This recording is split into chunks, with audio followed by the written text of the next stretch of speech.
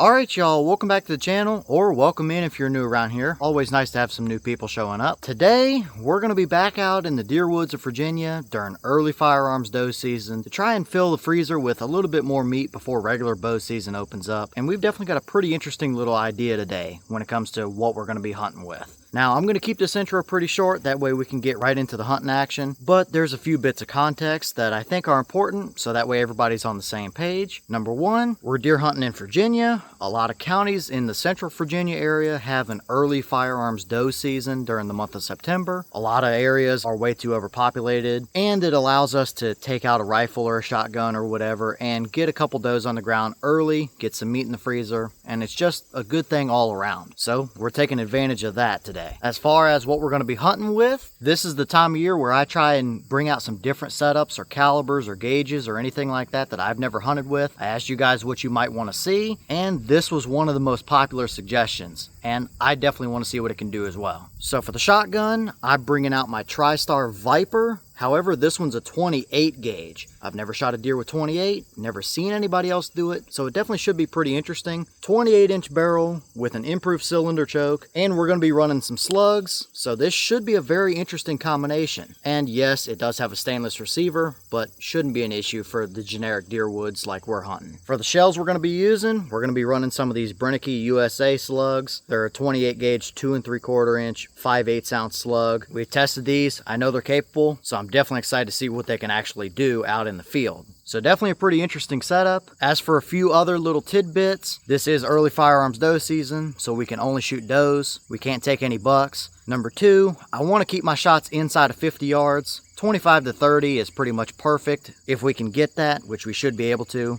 And I don't shoot any fawns or does that still have fawns following them around. Just a personal preference of mine, but that should be another pretty easy thing to work around with this particular property. So now that I think we've got all of our bases covered, let's actually jump into day number one of hunting, because things definitely started off a little slow and got pretty hot pretty quick.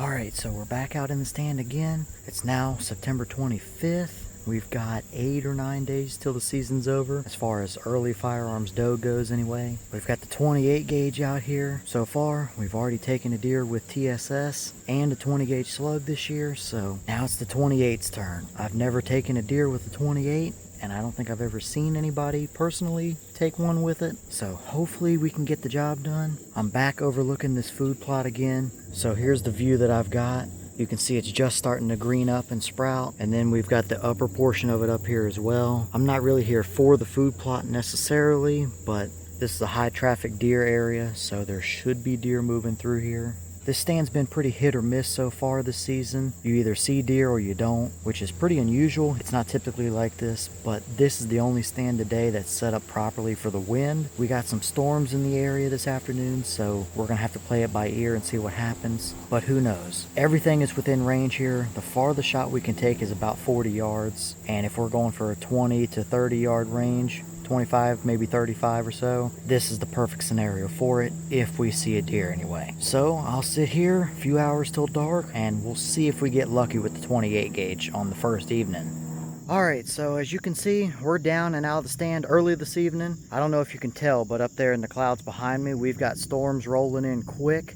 I thought they were going to miss us just to our south, but this storm that's going to come clip us here has a severe thunderstorm warning with a lot of lightning and like 60-mile-an-hour wind and stuff like that with it, so I just decided to call it 30 minutes early. No sense in getting all the gear wet or anything like that. So a little bit unfortunate, but we didn't see anything in the stand, and that is kind of been the case with that stand. It's hit or miss a little bit, but sometimes you win some, sometimes you lose some, and sometimes the storms take you out of the woods a little early. Either way, a little disappointing this evening, but we're on to the next.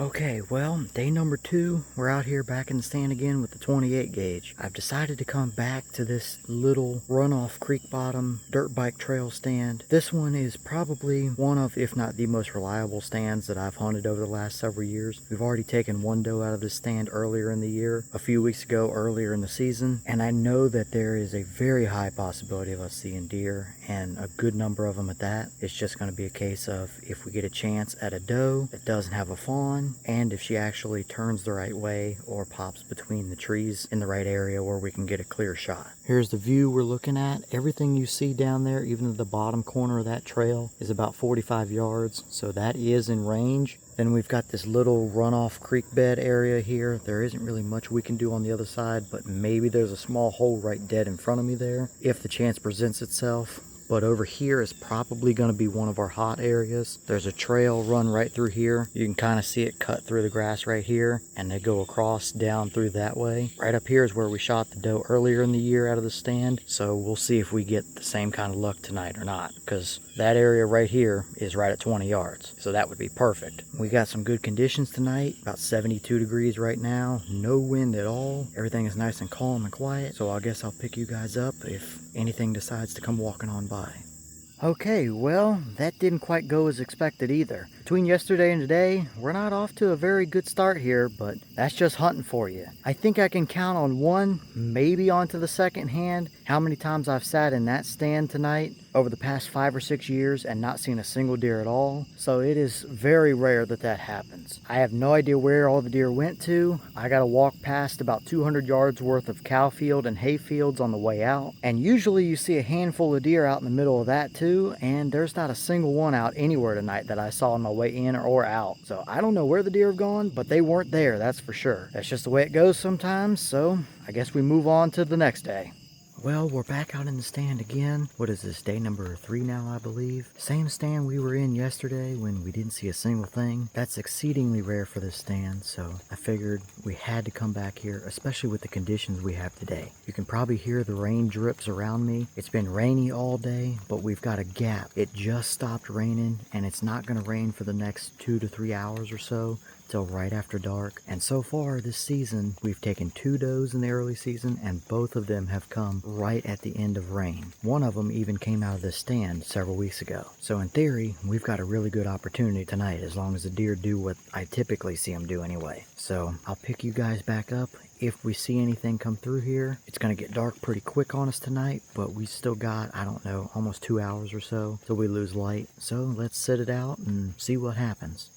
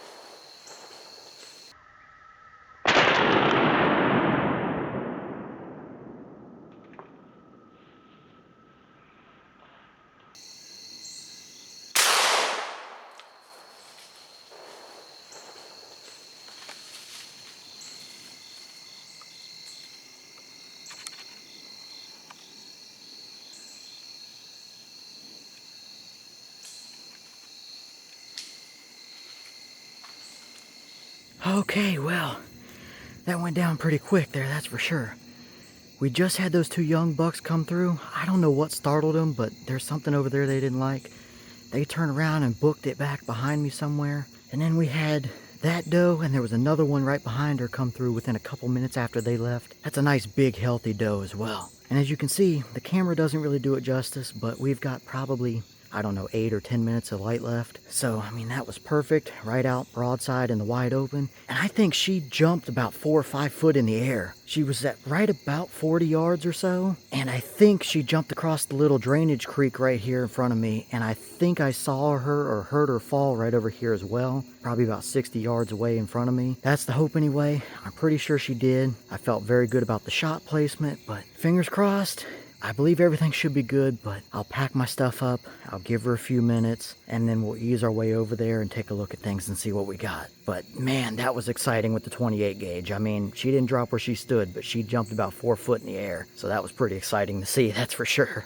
Okay, so I'm on the other side of this little creek drainage ditch area. You probably can't even see it, but our tree stand is right up in that cluster of trees on the opposite side. That little dirt bike trail runs right through on the other side of that brush down through here, and we shot her right essentially through this gap, about, I don't know, 30 yards across on the other side of this creek. She jumped the creek right here across this soft stuff. I didn't find any blood trail or nothing coming across, but as soon as I was able to step up through here, bingo, there she lies right there. So from point of shot, she made it, I don't know, about 35, maybe 40 yards or so. So let's walk up there and check her out. And of course, she's got to be in the nastiest briar patch back here as well, but that's just the way it is.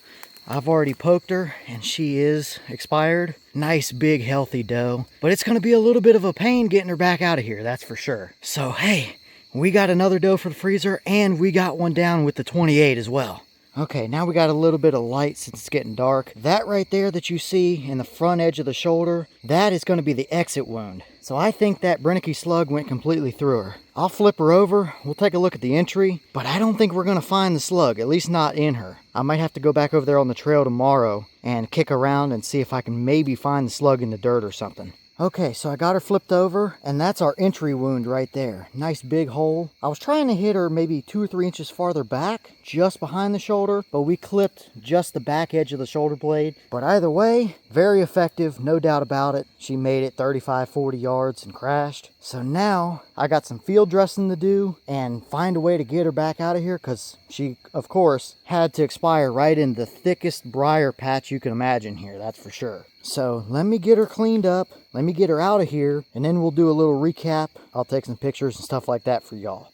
Alright, so after field dress report here, got her down the street to the gas station where we got some good light. Since I had to manage to drag her up out of that creek bottom, essentially, it was not very nice, but we got it done. Either way, nice clean entry and exit. This will be the exit side. Nice big bullet hole right here through the front of the shoulder. I did not find any bits of that slug at all inside of her, which I didn't expect. It went clean through and through at about 40 yards or so. So now we'll roll her on down the road to the butcher, get her all hung up, and in a few days we'll have some more nice meat in the freezer. So that 28 gauge was rather impressive, that's for sure.